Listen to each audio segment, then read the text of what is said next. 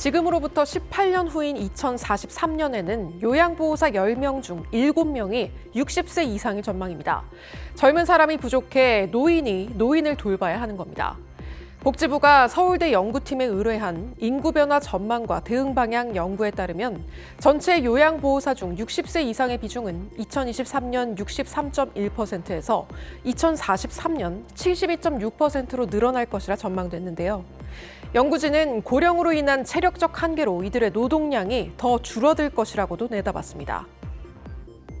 고령 요양보호사의 노동량 감소와 향후 돌봄 수요 증가를 감안하면 2035년엔 49만 명, 2040년엔 77만 명의 요양보호사가 더 필요할 걸로 보입니다. 특히 1차 베이비붐 세대가 75세 이상인 초고령자로 진입하기 시작하는 5년 후 무렵엔 돌봄 수요가 더욱 빠르게 늘 것으로 보이는데요. 이미 현장에서는 거동이 불가능한 노인을 돌볼 요양보호사를 구하기 어려운 상황이 시작됐습니다. 고령층 증가와 그로 인한 노쇠 인구 증가는 국가 장기요양보험 재정에도 심각한 타격을 줄 수 있는데요. 그러다 보니 고령자의 건강관리를 통해 돌봄 수요를 줄이는 게 절실하다는 주장도 나오는 상황입니다. 인구 절벽이 초래할 노동력 부족 현상은 산업, 지역별로도 극심한 불균형을 이룰 것으로 보입니다. 부산에선 요양보호사 같은 보건 사회복지 서비스업 노동력 부족이 가장 클 것으로 예상됐고, 서울에선 음식, 숙박업 분야에서 일할 사람이 15만 명 정도 부족할 것으로 전망됐습니다. 연구팀은 35세 미만 경제활동 인구가 2040년쯤엔 30% 이상 줄어들 것으로 예상했는데요. 2035년엔 대학 진학자가 정원 대비 약 5만 명 정도 줄어들고 2045년엔 최대 18만 명까지도 감소할 것으로 추산됐습니다. 주로 젊은이들이 몰리는 정보통신산업에서도 청년 인구 감소로 전문 인력 수급이 더 어려워질 것으로 연구진은 전망했습니다. 금요일 친절한 경제 시간입니다. 오늘도 한지연 기자와 함께합니다.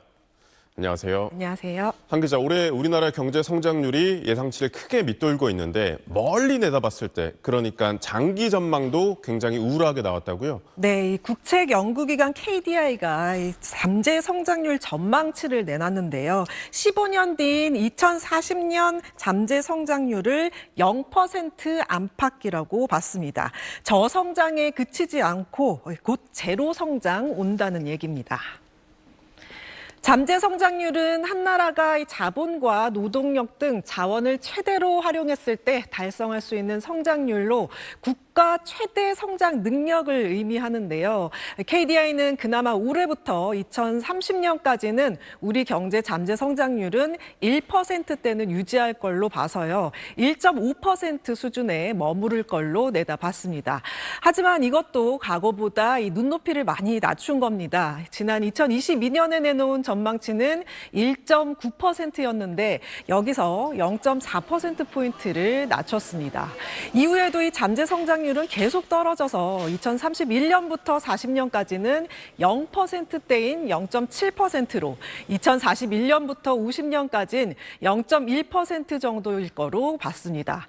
문제는 이번 전망이 이 기존 분석보다 좀 더 악화됐다는 점인데 2030년대와 2040년대 전망은 2022년 전망치보다 각각 0.6%포인트 낮춰 잡은 수치입니다. 불과 이 3년도 안 된 사이에 잠재 성장률 전망이 0.6%포인트나 하락한 건 한국의 이 성장 동력이 예상보다 빨리 사그라지고 있다는 뜻이 되겠습니다. 그나마 이 수치가 이제 과거의 지표를 활용한 기준 시나리오에서 나온 결과인 거고, 이른바 비관 시나리오에서는 2041년부터는 이 잠재 성장률 자체가 마이너스로 내려갈 수도 있다고 봤네요. 네, 이 비관 시나리오에서는 2031년부터 40년까지는 0.4%로 떨어지고요. 네. 2041년부터 50년까지는 마이너스 0.3%를 기록할 것으로 전망했습니다. 앞으로 이 20년 내에 경제 역성장, 그러니까 마이너스가 상수, 곧 디폴트 값이 될 수 있다는 겁니다. 앞서 이 기준 시나리오는 최근 10년의 평균 경제 성적이 앞으로도 이어질 거라는 가정에 따른 추산이고요. 미중 갈등이 깊어지고 이 경제 구조 개혁이 늦춰질 경우엔 2041년부터는 잠재 성장률 자체가 이 마이너스로 내려갈 수도 있다는 겁니다. 물론 이 낙관 시나리오도 있는데요. AI 기술이 발전하고 경제 구조 개혁이 원활하게 이뤄질 경우에도 이 역시 같은 기간 1.1%, 0.5%로 점차 하락할 것으로 분석되고 있습니다.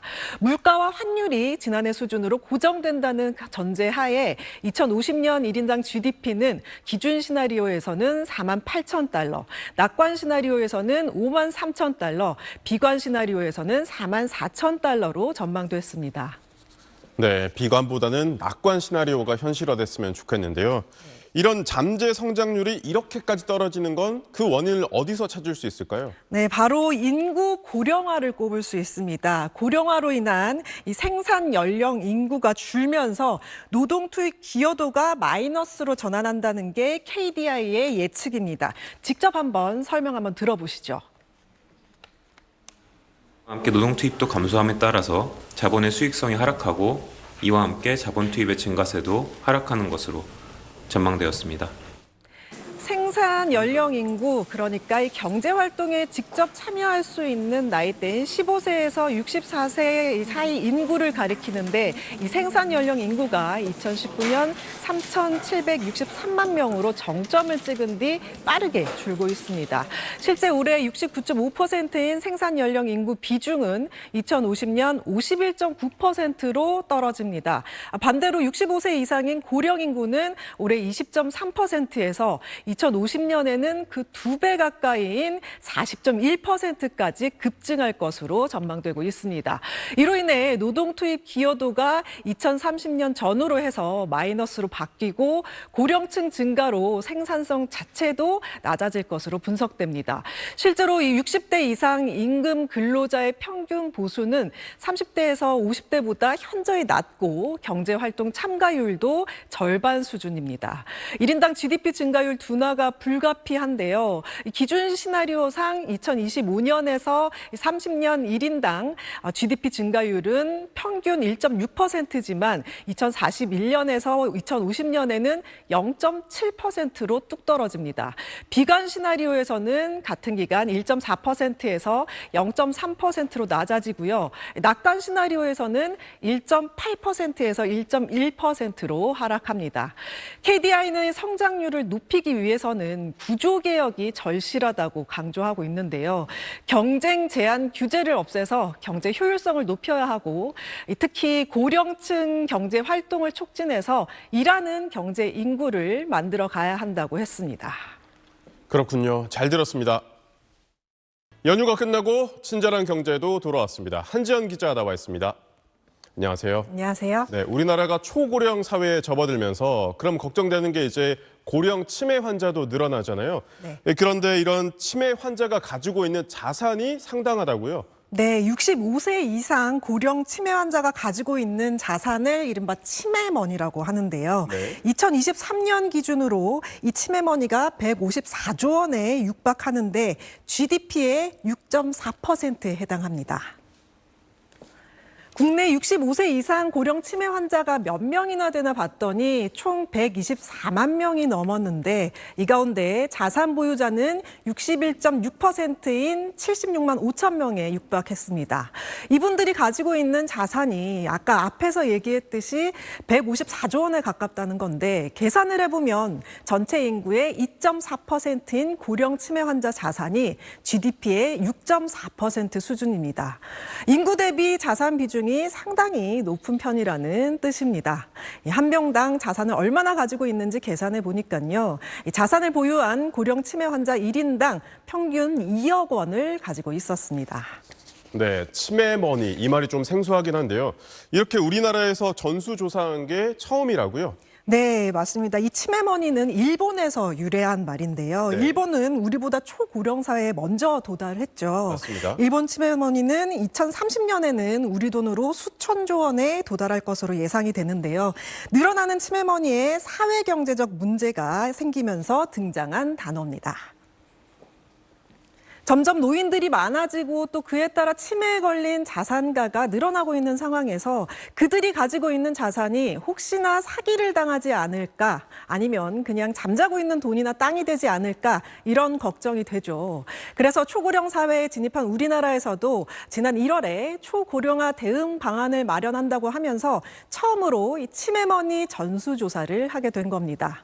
고령 치매 환자의 자산을 크게 이 소득과 재산으로 구분했을 때 소득 총액은 6조 4천억 원에 육박했고 재산 총액은 147조 원이 넘습니다. 재산 소득을 좀 더 자세히 살펴보면 재산 중 이 금융재산은 33조 4천억 원, 부동산 재산은 113조 8천억 원에 육박했고요. 그 외 자산이 117억 원을 차지했습니다. 그러면 아까 앞서서 이 치매머니가 전체가 154조 원에 달한다고 했는데 그렇다면 이분들의 이 자산 대부분이 재산에 속한다는 의미가 되겠죠. 그런데 이런 치매머니가 쿨쿨 잠에 들고 있다.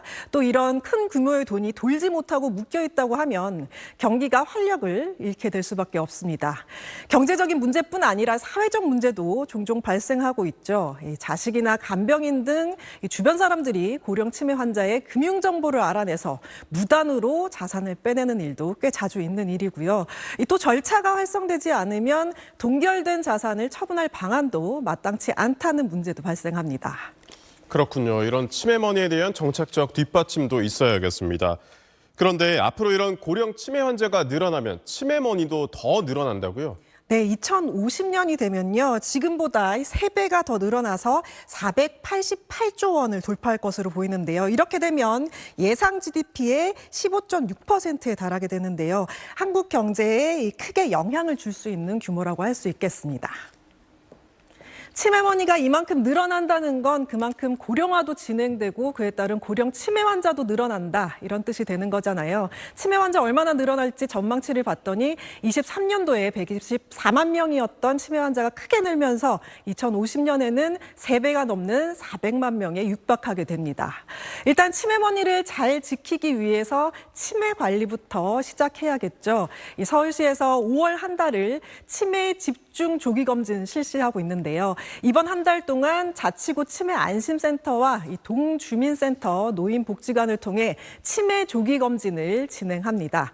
대상은 올해 치매 검진을 받지 않은 60세 이상 시민이 대상이고요. 치매 검진을 희망하는 분들은 신분증을 갖고 방문하면 검사를 받을 수 있습니다.